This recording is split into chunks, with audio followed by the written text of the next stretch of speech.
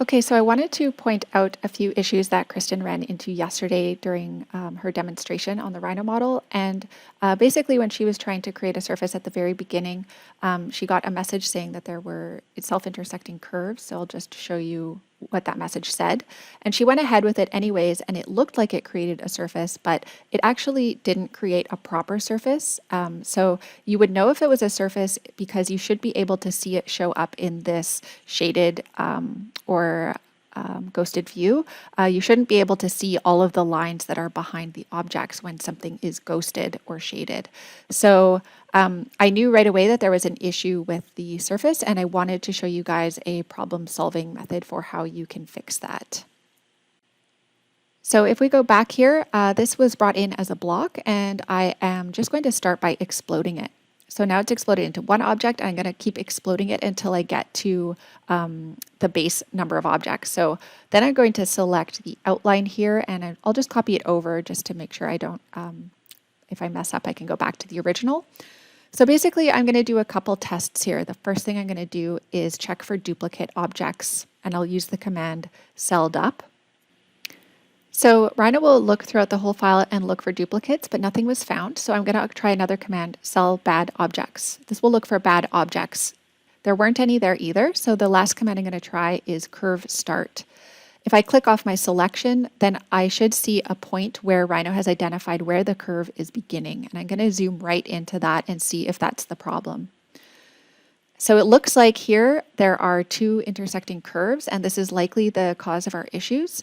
But thankfully, this is really easy to fix. So I'm just going to use some lines here and make some trim objects. And then I will select those lines, use the command trim, and get rid of all of those intersecting curves in between. So I can get rid of my trim objects, I'll get rid of that point, and now I'm just going to reconnect these points here so that they are properly connected and not intersecting. So now that should fix the problem. And I will zoom all the way back out, select everything, and join it back together so it's a closed curve. And now I'm going to give that command from planar surfaces a try. It still gives me this message, but when I go through with it, you can see that it has created a proper surface. Now it is not transparent. It's not just creating a broken edge. It's actually creating the internal surface.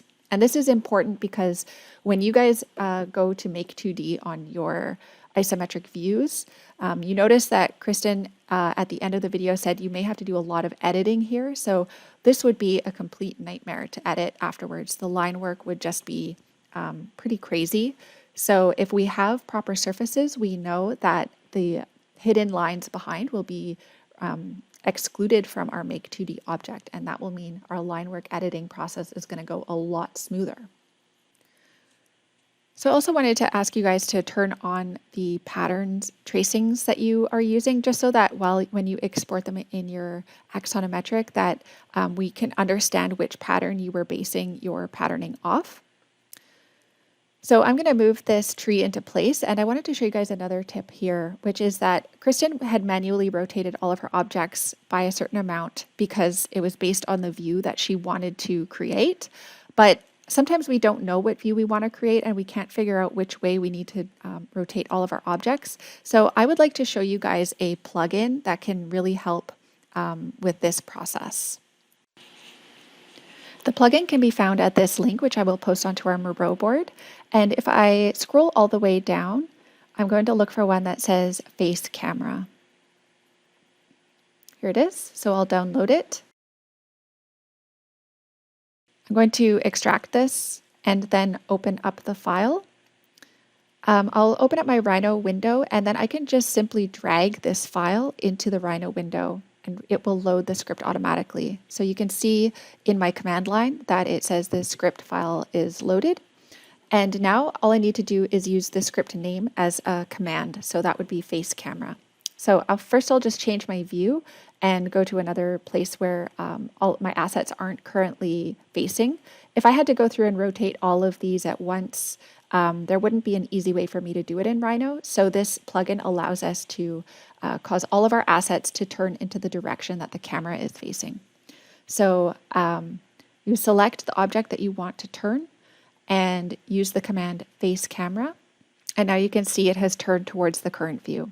If we go back to the previous view and use the command again, it will turn the asset back towards that view. So this is really helpful if you don't know which direction your camera is going to be looking at, or what kind of views you're going to set. You can always just use this command and all your assets will face you no matter what direction you're looking.